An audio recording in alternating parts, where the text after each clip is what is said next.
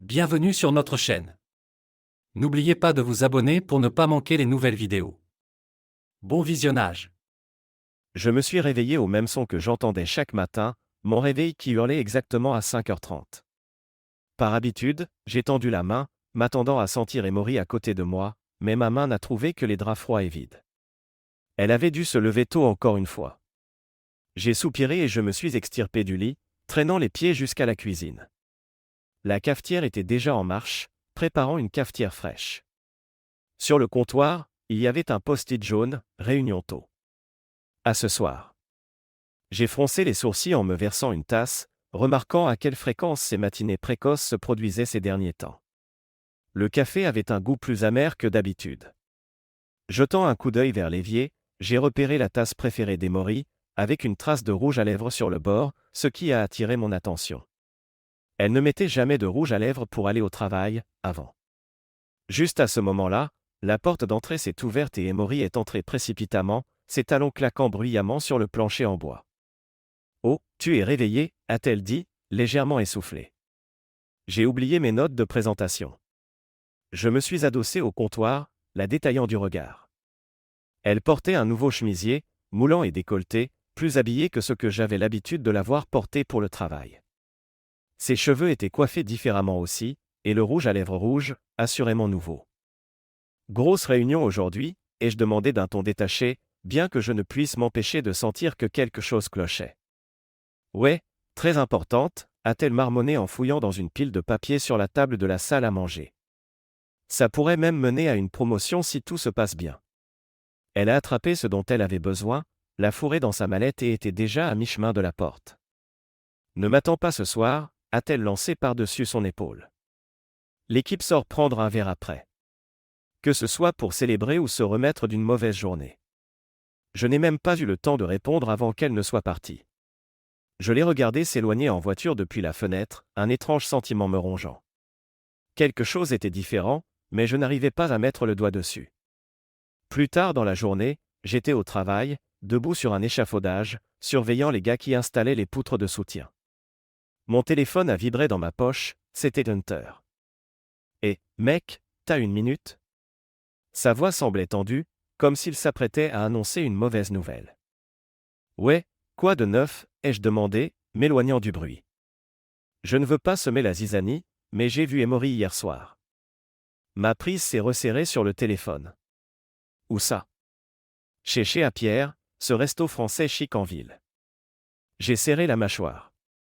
C'était l'endroit où Emory et moi avions prévu d'aller pour notre anniversaire le mois prochain. Nous étions convenus que c'était trop cher pour une soirée normale. Elle n'était pas seule, Rowan, a ajouté Hunter, sa voix plus basse maintenant, et le sol a semblé se dérober sous mes pieds. Avec qui était-elle? Il y a eu un long silence. Un type, grand, aux cheveux foncés, en costume. Ils avaient l'air proches. Ma main s'est fermée en un point. Merci de m'avoir prévenu, Hunter. Je dois y aller. J'ai raccroché rapidement, l'esprit en ébullition. J'ai essayé de me dire que ce n'était rien, peut-être juste un dîner de travail, mais au fond de moi, je savais mieux que ça. Le rouge à lèvres, les nouveaux vêtements, les soirées tardives, tout s'additionnait. Ce soir-là, je suis resté assis dans le noir à attendre. Il était presque minuit quand j'ai finalement entendu sa clé dans la serrure. Emory est entrée en chancelant, riant doucement pour elle-même. Elle a presque sursauté en me voyant assis là. « Oh, tu es encore debout. » Comment s'est passée la réunion, ai-je demandé, gardant ma voix calme. Son sourire a vacillé une seconde avant qu'elle ne le force à revenir. C'était bien, vraiment bien. On a décroché le contrat. Super, ai-je dit, d'un ton plat. Ça a dû être sacrément la fête après. Elle a légèrement plissé les yeux. Qu'est-ce que tu insinues? Je me suis levé et je me suis approché d'elle. Je pouvais sentir l'alcool sur son haleine, mêlé à un parfum de cologne qui n'était pas le mien. Tu sens bon, ai-je dit doucement. Nouveau parfum? Elle a reculé d'un pas, détournant le regard. Je devrais aller me coucher, j'ai une autre matinée chargée demain. Alors qu'elle se retournait pour partir, j'ai tendu la main et ai doucement attrapé son poignet. C'est qui, Emory? Elle s'est figée, sans me regarder. Je ne sais pas de quoi tu parles. Ne joue pas l'ignorante, ai-je grondé, la voix basse. Je ne suis pas stupide. Je sais que quelque chose se trame. Qui est ce type? Emory a arraché son bras et s'est retourné, la colère dans les yeux. Il n'y a personne, Rowan, tu es parano. Vraiment, ai-je répliqué. Et toutes ces soirées tardives, ces nouveaux vêtements, ces secrets? Tu crois que je n'ai pas remarqué? Je crois que tu es jaloux, a-t-elle riposté, la voix montant d'un cran. Je réussis enfin au travail et tu ne peux pas le supporter. Tu veux que je reste à la maison, que je sois ta parfaite petite épouse, toujours là, toujours à t'attendre. Ces mots m'ont frappé de plein fouet. C'est pas juste, Emory, j'ai toujours soutenu ta carrière. Vraiment, a-t-elle sifflé. Ou tu l'as juste tolérée parce qu'elle ne gênait pas ta vie? La tension entre nous était insoutenable, l'air chargé d'accusations non dites. Après un long silence, j'ai repris la parole, la voix basse et glaciale. Si tu es malheureuse, il y a la porte. Mais ne t'avise pas de m'accuser de te freiner. Ses yeux se sont remplis de larmes et, pendant un instant, j'ai cru qu'elle allait avouer quelque chose, peut-être s'excuser, mais au lieu de cela, elle a fait demi-tour et est montée à l'étage, claquant la porte de la chambre derrière elle. Je me suis effondré sur le canapé, enfouissant ma tête dans mes mains. J'avais un pressentiment depuis un moment, mais l'entendre me mentir en face rendait tout ça bien trop réel. C'était insupportable. Le lendemain matin, elle était partie avant même que je ne me réveille. J'ai passé la journée comme dans un brouillard, repassant les derniers mois dans ma tête. Depuis quand ça durait?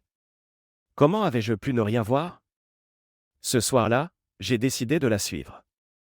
Je me suis garé à quelques rues de son travail et j'ai observé ses collègues quitter le bâtiment. Quand Emory est enfin sortie, elle a regardé autour d'elle, nerveuse, avant de se dépêcher jusqu'à sa voiture. Mon cœur battait à tout rompre alors que je la suivais jusqu'à un hôtel chic. Elle s'est engagée sur le parking, et il était là, grand, cheveux foncés, appuyé contre une voiture de sport rutilante, en costume hors de prix. Je l'ai regardé se précipiter vers lui et passer ses bras autour de son cou, sans la moindre hésitation. Rowan découvrirait plus tard que ce type s'appelait Nick, mais pour le moment, tout ce qui comptait, c'était la trahison. Je les ai vus s'embrasser passionnément avant qu'il ne l'aide à s'installer sur le siège passager. Mes mains se sont crispées si fort sur le volant que mes phalanges sont devenues blanches. L'envie de sortir et de les affronter me submergeait, mais quelque chose en moi, la partie plus froide, plus stratégique, m'a dit de rester calme. Ce n'était pas le moment d'agir impulsivement. Il fallait être malin, planifier soigneusement. Ils paieraient tous les deux pour cette trahison, mais je devais bien m'y prendre. Les jours suivants, je suis resté silencieux. J'ai laissé Emory continuer comme si de rien n'était, l'observant me mentir droit dans les yeux. J'ai joué le rôle du mari dévoué, tout en rassemblant de plus en plus de preuves. J'ai pris des photos, copié les SMS de son téléphone quand elle ne regardait pas.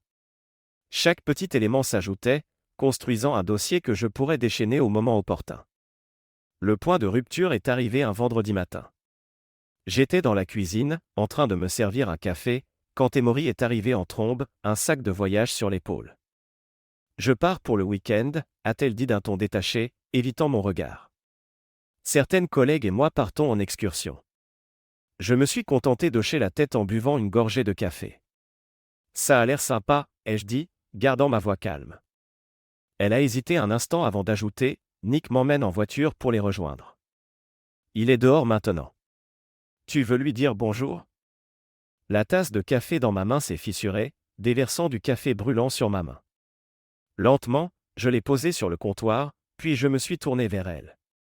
Si cet homme s'approche de cette maison, ai-je dit, la voix étrangement calme, je lui brise la mâchoire. Et si tu franchis cette porte avec lui maintenant, tu le regretteras pour le reste de ta vie. Les yeux d'Emory se sont écarquillés de terreur et elle a instinctivement reculé d'un pas. Rowan, J'ai dit, dehors, les jeux coupés, d'un ton froid et définitif. Mais sache que quand tu reviendras, tout sera différent. Tu ne retrouveras pas la vie que tu connais. Pendant un bref instant, j'ai cru qu'elle allait dire autre chose, mais au lieu de cela, elle a redressé le menton avec défi. Sans un mot de plus, elle a tourné les talons et est partie. Rowan est resté près de la fenêtre, la regardant monter dans la voiture luxueuse de Nick. Alors qu'il s'éloignait, un étrange sentiment de calme s'est installé en lui.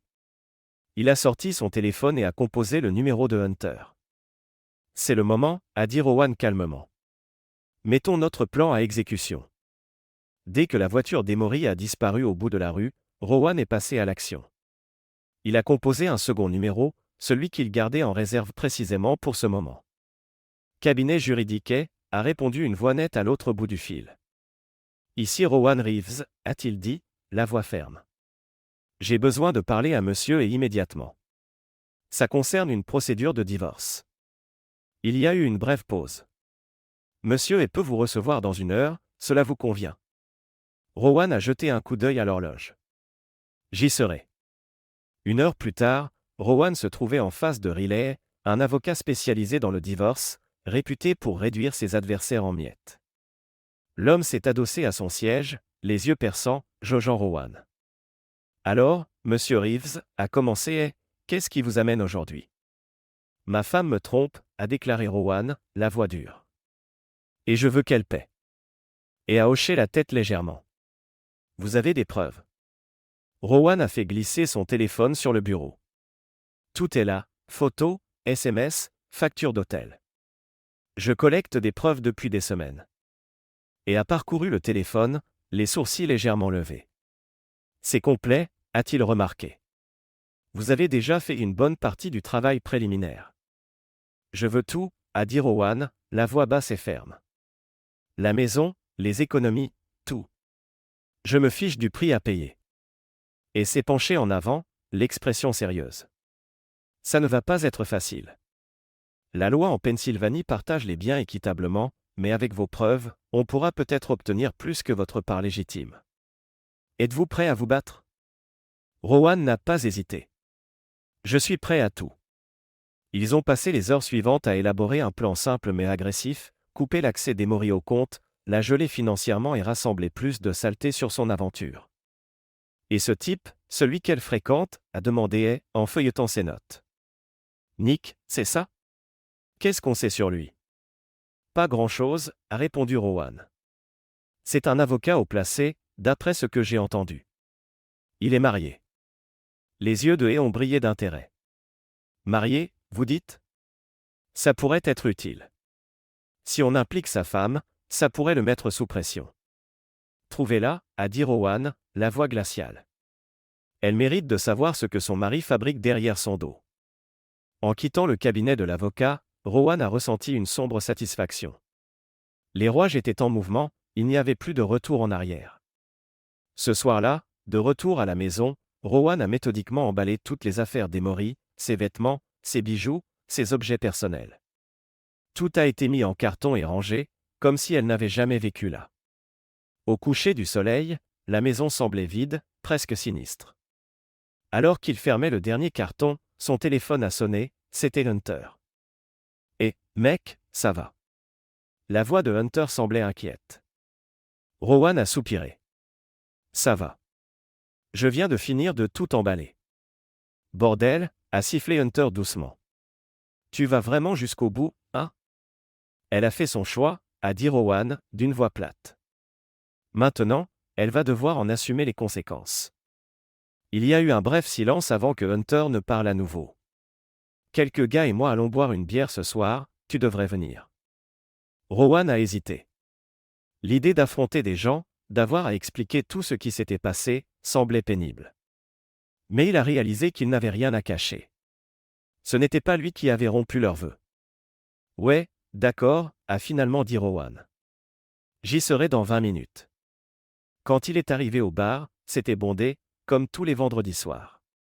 Rowan a rapidement repéré Hunter et quelques autres gars de l'équipe du chantier, assis à une table au fond. Il les a rejoints, et les conversations autour se sont tues à son approche. Rowan a appelé Hunter, levant sa bière. Assieds-toi, mec. Rowan s'est glissé sur la chaise libre et a hoché la tête vers les autres. Il régnait une tension palpable à la table, un silence inconfortable qui s'étirait. Finalement, l'un des gars, Mike, l'a brisé. Alors, c'est vrai pour Emory? Rowan a pris la bière que Hunter lui avait commandée et a bu une longue gorgée avant de répondre. Ouais, c'est vrai, a-t-il marmonné, posant sa bière un peu plus fort que prévu. Mike a secoué la tête, détournant le regard un instant. Mec, c'est dur. Je suis vraiment désolé. Ne gaspille pas ta pitié sur moi, a répliqué Rowan, d'une voix froide et sans émotion. Sois juste content que ta vie ne s'effondre pas. Le groupe a échangé des regards gênés autour de la table. Tom, qui détestait le silence, a fini par parler. Alors, qu'est-ce que tu comptes faire ? Rowan s'est adossé, les doigts serrés sur la bouteille. Je vais tout prendre. La maison, l'argent, sa carrière. Elle va regretter le jour où elle a pensé pouvoir me tromper. Un silence inconfortable s'est installé, le poids des mots de Rowan suspendu dans l'air. Hunter, toujours le médiateur, s'est raclé la gorge. Rowan, mec, je sais qu'elle t'a blessé, mais tu es sûr que c'est la voie que tu veux prendre. Les yeux de Rowan se sont plissés, la voix dure. Qu'est-ce que tu insinues ? Que je devrais lui pardonner, faire comme si rien ne s'était passé. Hunter a levé les mains en signe de défense. Non, c'est pas ça que je dis. Je ne t'ai jamais vu comme ça, mec. Ce n'est pas toi. Le visage de Rowan s'est durci. Celui que j'étais n'existe plus. Ce type est mort quand Emory a décidé de coucher avec un autre. Voilà qui je suis maintenant, et si l'un de vous a un problème avec ça, vous pouvez la suivre sur le même chemin. Les autres ont bougé, mal à l'aise, échangeant des regards sans rien dire. Rowan a fini sa bière, s'est levé et a attrapé sa veste. Merci pour la bière, mais j'ai des choses à faire. En quittant le bar, il a senti leur regard sur lui, les murmures commençant avant même qu'il n'atteigne la porte. Qu'il parle, peu importait. Rien ne comptait à part la faire payer pour ce qu'elle avait fait. Le lendemain matin, Rowan était à la banque avant même l'ouverture. Il s'est avancé au guichet, le visage déterminé. Je dois geler tous les comptes joints au nom de Rowan et Emory Reeves, a-t-il déclaré en tendant sa pièce d'identité à la caissière. La jeune femme derrière le comptoir a cligné des yeux, visiblement surprise par la brutalité de sa demande. Monsieur, c'est une action importante, êtes-vous sûr de ? Oui, a coupé Rowan, sèchement. Je suis sûr. Faites-le maintenant.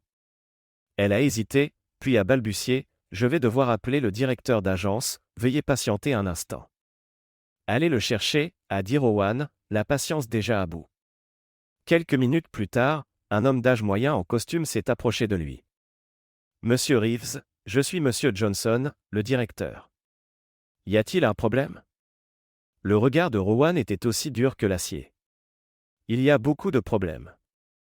Ma femme me trompe et je dois protéger mes biens, maintenant.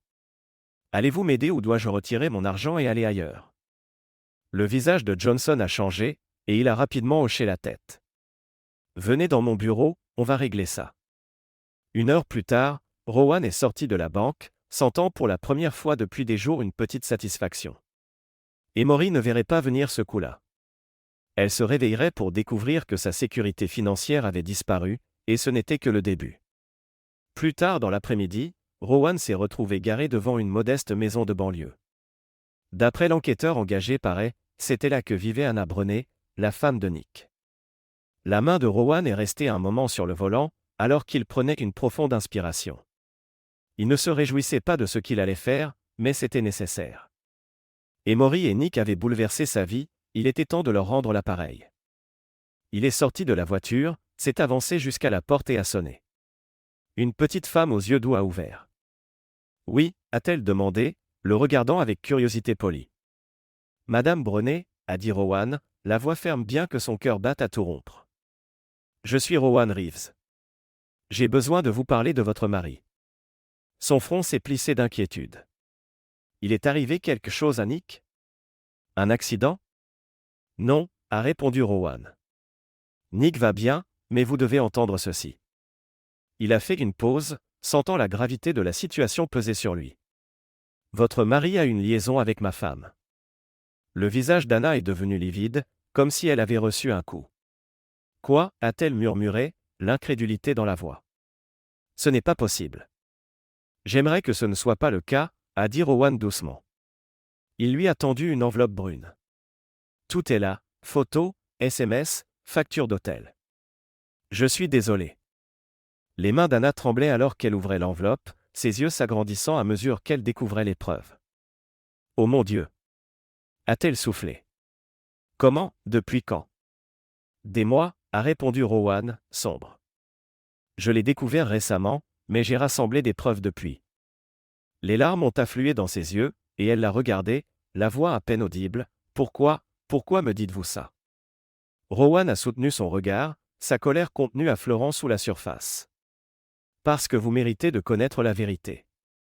Et parce que je m'apprête à réduire leur vie en cendres, et je pensais que vous devriez être préparé. Anna est restée silencieuse un long moment, son expression passant du choc à quelque chose de plus résolu. Elle a essuyé ses larmes, puis l'a regardé. Qu'est-ce que vous allez faire? Tout ce que je peux, a répliqué Rowan, la voix se durcissant. Je demande le divorce. Je vais détruire la réputation d'Emory. Quant à Nick, disons simplement que sa carrière ne va pas survivre à ça. Anna l'a fixé un instant puis, à la grande surprise de Rowan, elle a posé la main sur son bras. Merci, a-t-elle chuchoté. Merci de me l'avoir dit. Rowan a acquiescé brièvement, puis s'est retourné et est reparti vers sa voiture. En s'éloignant, une foule d'émotions se bousculait en lui, de la culpabilité pour avoir entraîné une femme innocente dans cette histoire, mais aussi de la satisfaction. Les pièces se mettaient en place. Les jours suivants se sont fondus les uns dans les autres, dans un tourbillon de réunions juridiques et de préparations financières. Rowan s'est plongé dans son travail, poussant son équipe plus fort que jamais. Si quelqu'un remarquait son changement d'attitude, il était assez malin pour se taire. Finalement, le dimanche soir, Rowan était assis seul dans le salon obscur, attendant. À exactement 20h43, la porte d'entrée a grincé, et Emory est rentrée, son sac de week-end pendant négligemment sur son épaule. Elle a allumé la lumière et s'est figée en le voyant assis dans l'ombre. Rowan, a-t-elle dit, la voix faible et incertaine. Tu es encore debout? Lentement, Rowan s'est levé, les yeux fixés sur elle. Bienvenue à la maison, Emory, a-t-il dit d'un ton froid. Comment était ton week-end? Son regard a parcouru la pièce, remarquant l'absence de photos et d'objets personnels. Rowan, qu'est-ce qui se passe? Où sont? Ne gaspille pas ta salive, l'a coupé Rowan sèchement. Je sais tout sur Nick, sur votre liaison. Tout est au grand jour maintenant. Le visage d'Emory a blêmi, et ses yeux se sont remplis de larmes. Rowan, s'il te plaît, je peux expliquer. Le rire de Rowan a été amer, tranchant le silence comme une lame. Expliquer quoi, exactement? Comment tu m'as menti en face pendant des mois? Comment tu t'es faufilé derrière mon dos alors que je te faisais confiance? Les larmes ont coulé sur ses joues, et elle a secoué la tête.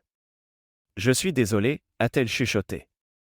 Je ne voulais pas que ça aille aussi loin. Tu ne voulais pas que je découvre, tu veux dire, a corrigé Rowan, la voix glaciale. Eh bien, dommage, c'est fait. Et maintenant, tu vas en subir les conséquences. Les yeux d'Emory se sont écarquillés, la panique marquant son visage. Qu'est-ce que tu veux dire? Rowan s'est approché, la voix basse et dangereuse. Tu le découvriras bien assez tôt. J'ai gelé nos comptes, Emory. La voix de Rowan était dure comme la pierre. J'ai demandé le divorce, et je vais tout prendre, la maison, l'argent, ta réputation. Quand j'en aurai fini, il ne te restera rien. Les yeux d'Emory se sont agrandis de panique. Tu n'as pas le droit. Regarde-moi faire, a grondé Rowan, le regard inflexible. Et au fait, tu devrais l'appeler ton précieux Nick. Sa femme sait tout. Toute couleur a quitté le visage d'Emory. Non, a-t-elle murmuré, à peine capable de respirer. S'il te plaît, Rowan, on peut arranger ça, on peut s'en sortir.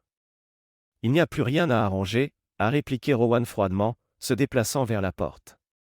Tes affaires sont sur le perron. Je te suggère de trouver où dormir ce soir. En sortant, Emory a crié après lui, la voix tremblante, au bord de l'effondrement. Rowan, attends. Où vas-tu?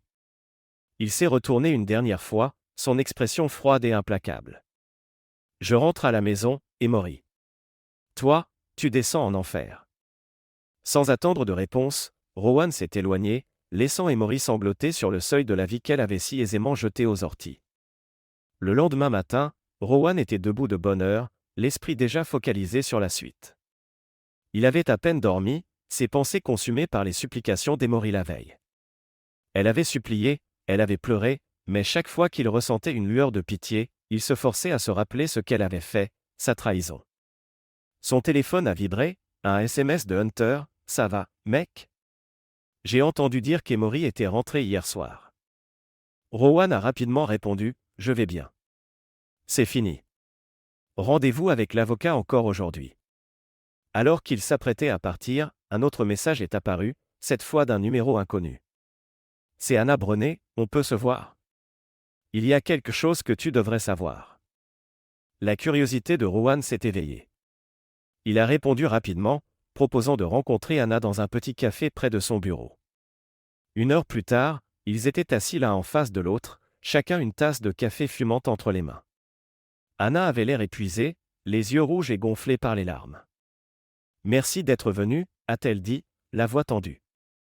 Je voulais te dire ce qui s'est passé après ton départ hier. » Rowan s'est penché en avant, impatient d'entendre la suite. « Vas-y. » Anna a pris une inspiration tremblante. « J'ai confronté Nick. Au début, il a nié, m'a dit que j'étais ridicule. Mais quand je lui ai montré les preuves, il a craqué. »« Qu'est-ce qu'il a dit ?» a demandé Rowan, la voix basse, contenant à peine son dégoût. « Il m'a supplié de ne pas le quitter, » a dit Anna, l'expression dure. « Il a dit que ce n'était qu'une passade, que ça ne signifiait rien. » Rowan a laissé échapper un rire amer. « Et tu le crois ?»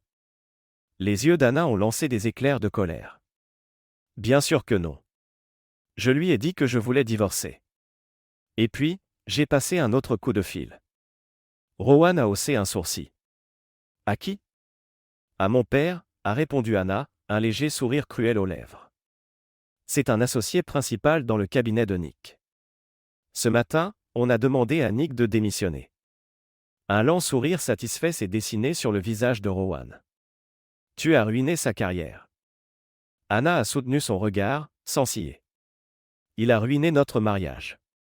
J'ai juste rendu l'appareil. » Ils sont restés silencieux un moment, 2 personnes brisées, unies par une trahison commune.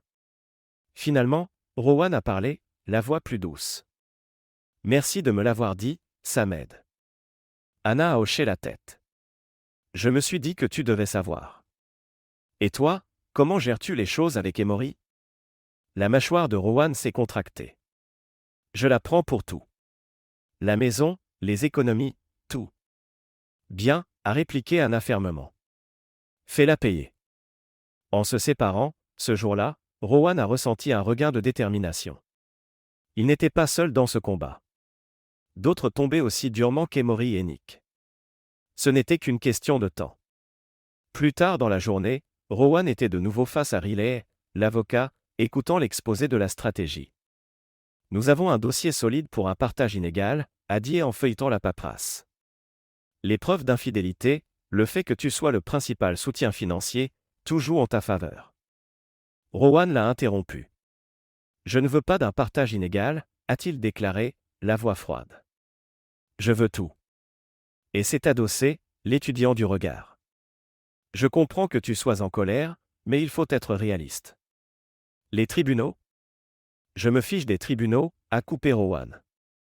Je me fiche de ce qu'il faut. Je veux qu'elle souffre. Et a poussé un soupir. Très bien, nous allons demander le maximum. Mais sache que ça pourrait devenir laid. Rowan s'est levé, le visage de marbre. C'est déjà laid. Je ne fais que lui rendre la monnaie de sa pièce. En quittant le bureau, le téléphone de Rowan a encore vibré, c'était Mike, son contremaître. Patron, on a un problème sur le chantier. Une des poutres de soutien n'est pas conforme. On a besoin de toi tout de suite. Rowan a juré entre ses dents. J'arrive. Sur le chantier, Rowan s'est plongé dans le travail, reconnaissant la distraction. Il a passé des heures à éplucher les plans, à se disputer avec les inspecteurs, à coordonner son équipe. Alors que le soleil commençait à se coucher, Hunter s'est approché, l'inquiétude peinte sur le visage. « Rowan, mec, tu es là depuis des heures. Peut-être qu'on devrait s'arrêter pour aujourd'hui, » a dit Hunter prudemment. Rowan a essuyé la sueur sur son front. « Je vais bien. Il y a encore du boulot. » Hunter a hésité avant de reprendre, Écoute, je sais que tu as beaucoup à gérer, mais te tuer à la tâche n'est pas une solution. Rowan s'est retourné brusquement, la colère montant. Tu ne sais rien de ce que je vis, alors occupe-toi de tes affaires. Hunter a levé les mains en signe de paix. Wow, du calme, je veux juste aider. Je n'ai pas besoin de ton aide, a grondé Rowan. J'ai besoin que chacun fasse son boulot et me fiche la paix. Hunter s'est éloigné, secouant la tête. Rowan a ressenti une pointe de culpabilité, mais il l'a vite enterrée. Il ne pouvait pas se permettre de montrer la moindre faiblesse maintenant, pas avec tout ce qui était en jeu. Les jours sont devenus des semaines, et Rowan s'est jeté dans le travail avec une intensité implacable, impressionnant et inquiétant son équipe. La procédure de divorce traînait, chaque rencontre avec les avocats le rendant plus déterminé à écraser Emory. Un soir, alors que Rowan s'apprêtait à quitter le chantier, il a remarqué quelqu'un qui l'attendait près de son camion. La silhouette était familière, mais dans la lumière déclinante, il lui a fallu un instant pour la reconnaître. C'était Emory, debout à côté de son camion, comme un fantôme de son ancien moi. Ses vêtements étaient en désordre, son visage pâle et creusé, de larges cernes sous les yeux. Rowan a ralenti en s'approchant, l'expression illisible.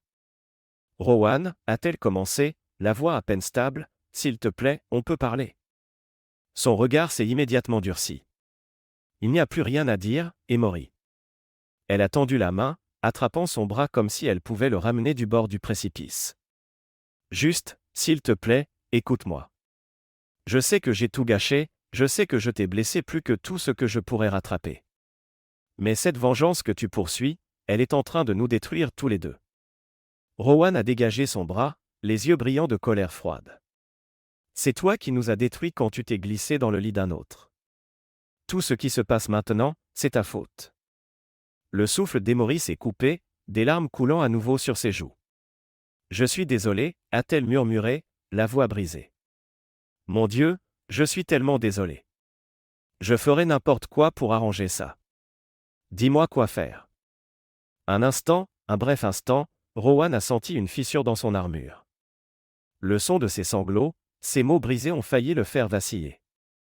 Mais il s'est souvenu de toutes les nuits passées seul, à l'imaginer blotti contre Nick, et sa résolution est revenue comme de l'acier. Tu veux vraiment savoir ce que tu peux faire? La voix de Rowan était froide, chaque mot un coup près. Tu peux tout perdre. Ton travail, ta fierté, toute ta vie. Tu peux tout regarder brûler, comme j'ai dû le faire. Peut-être qu'alors tu comprendras enfin ce que tu m'as fait. Emory a reculé comme si ces mots l'avaient physiquement frappé. Rowan, s'il te plaît. Adieu, Emory, a-t-il prononcé, final comme une porte qui claque. Il s'est retourné et est monté dans son camion, sans un regard en arrière. En s'éloignant, il l'a vu s'écrouler au sol dans son rétroviseur, en larmes. Le lendemain matin, le téléphone de Rowan a vibré, c'était son avocat. Rowan, a déclaré, un certain empressement dans la voix. L'avocat d'Emory a appelé, ils veulent un accord. Rowan s'est redressé. Un accord? Qu'est-ce qu'ils proposent? Ils sont prêts à te donner la maison, la plupart des économies, pratiquement tout ce qu'on a exigé. On dirait qu'Emory veut que ça se termine au plus vite, a expliqué. Un lent sourire a éclairé le visage de Rowan. Elle est désespérée. Bien. Mais je n'en ai pas fini. Dis-leur qu'on veut plus. Et a marqué une pause au bout du fil. Rowan, tu obtiens déjà un accord incroyablement favorable. Demander plus pourrait se retourner contre toi. Je m'en fiche, a répliqué Rowan, la voix dure. Je veux qu'elle parte sans rien. Fais-le. Les semaines ont passé, et Rowan a observé de loin la vie d'Emory s'effondrer. La rumeur disait qu'elle avait perdu son emploi à la banque, quelque chose à propos de relations inappropriées avec des clients. Elle s'était installée chez sa sœur, Megan, bien que celle-ci ne soit visiblement pas ravie de l'accueillir. Rowan pouvait facilement imaginer le mépris auquel Emory faisait face chaque jour, le jugement de sa sœur plus incisif que n'importe quel mot qu'il aurait pu dire. Un après-midi, en achetant un sandwich dans une épicerie près du chantier, Rowan a entendu une voix familière. Curieux, il a jeté un coup d'œil autour du coin et a vu Emory assise avec une de ses anciennes collègues de la banque, April, si sa mémoire était bonne. « Je ne peux pas croire que Nick t'ait fait ça », disait April, d'une voix faussement compatissante. Après tout ce que tu as traversé, c'est horrible. Les épaules d'Emory se sont affaissées, sa voix à peine audible. J'ai été tellement stupide. Je croyais vraiment qu'il m'aimait. April a tapoté la main d'Emory, les yeux étincelants d'une lueur plus sombre. Oh, ma chérie, les hommes comme Nick n'aiment personne, sauf eux-mêmes. Rowan a tendu l'oreille, curieux de savoir ce qui allait suivre. J'ai tout perdu, a continué Emory, la voix tremblante. Mon travail, mon mariage, mes amis, tout ça pour un homme qui me mentait probablement depuis le début. April a esquissé un sourire narquois. Pas probablement, Emory, il te mentait assurément. Emory a cligné des yeux, confuse. Qu'est-ce que tu veux dire? Les lèvres d'April se sont tordues en un sourire cruel. Nick ne sortait pas qu'avec toi, ma chérie. Il sortait avec moi aussi. En fait, nous étions ensemble bien avant que tu n'arrives. Le visage d'Emory s'est vidé de son sang, et elle s'est levée brusquement, la chaise crissant sur le sol. Tu savais, et tu as. April a haussé les épaules, totalement dénuée de remords. Bien sûr que je savais. Mais certaines d'entre nous savent jouer le jeu sans tout perdre. Les yeux d'Emory se sont remplis de nouvelles larmes, et elle s'est enfuie de l'épicerie, trébuchant presque. Rowan a tout observé, un mélange étrange d'émotions bouillonnant en lui. De la satisfaction, oui, mais aussi autre chose. Voir Emory souffrir ainsi, publiquement, brutalement, n'était pas aussi gratifiant qu'il l'aurait imaginé. Pendant un bref instant, il a ressenti une pointe de pitié, mais il l'a vite réprimée. Il n'y avait pas de place pour la pitié dans ce plan. Une semaine plus tard, le coup de grâce est tombé. Et a appelé, la voix calme mais triomphante. C'est fait, Rowan. Emory a accepté le règlement. Elle repart avec rien que ses effets personnels. Rowan a fermé les yeux, laissant les mots s'imprégner. C'est fini. C'est fini, a confirmé. Félicitations, tu as gagné. Rowan a raccroché, mais le sentiment de victoire attendu n'est pas venu. Au lieu de cela, un vide s'est installé en lui. Il a arpenté la maison, sa maison, désormais, et chaque pièce semblait creuse, résonnant de souvenirs d'une vie qui n'existait plus. Il s'est retrouvé devant une vieille photo qu'il avait oublié d'enlever. C'était le jour de leur mariage. Emory souriait, ses yeux remplis d'amour et d'espoir, alors qu'ils dansaient ensemble pour la première fois en tant que mari et femme. Pour la première fois depuis le début, Rowan s'est laissé submerger par le poids de la perte. Pas seulement la perte d'Emory, mais celle du futur qu'ils avaient imaginé, la maison qu'ils voulaient construire, les enfants dont ils avaient rêvé, la vie qu'ils avaient projeté de partager. Une larme a roulé sur sa joue, et il l'a essuyée avec colère. Non, il ne pleurerait pas ce qu'Emory avait jeté aux orties. Il était mieux sans elle. Le lendemain, Rowan s'est enfoui dans son travail avec une concentration renouvelée. Il avait décroché un contrat majeur pour construire un lotissement de luxe, et maintenant plus que jamais, il était déterminé à aller de l'avant. Il avait gagné la bataille, mais la suite était incertaine. Rowan se tenait au bord du chantier, regardant son équipe travailler sur les premières étapes du projet. Les sons des machines, le martèlement régulier des clous, la poussière qui s'élevait dans l'air, tout cela le ramenait sur un terrain solide. Sa raison d'être était revenue, avec elle un sentiment de calme qu'il n'avait pas ressenti depuis longtemps. Hunter, tenant un rouleau de plans, s'est approché de lui.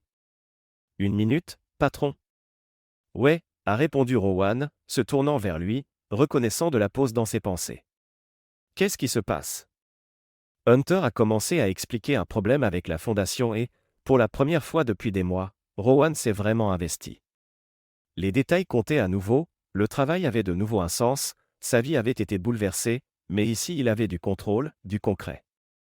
Au fil des semaines, le divorce de Rowan a été finalisé, et Emory n'était plus qu'un souvenir de ce qui avait été. L'entreprise, quant à elle, prospérait.